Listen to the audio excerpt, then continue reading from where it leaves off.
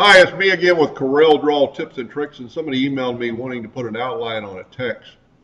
So I've just wrote out the word epilogue, and I'm going to make the text a light gray. And then I'm going to go right here to my pen tool, and I'm going to double click on it, and I'm going to press, let's go 16 points, turn it to black. But her question was, she wanted rounded corners on the outline. So to do that, you can have done it the first time.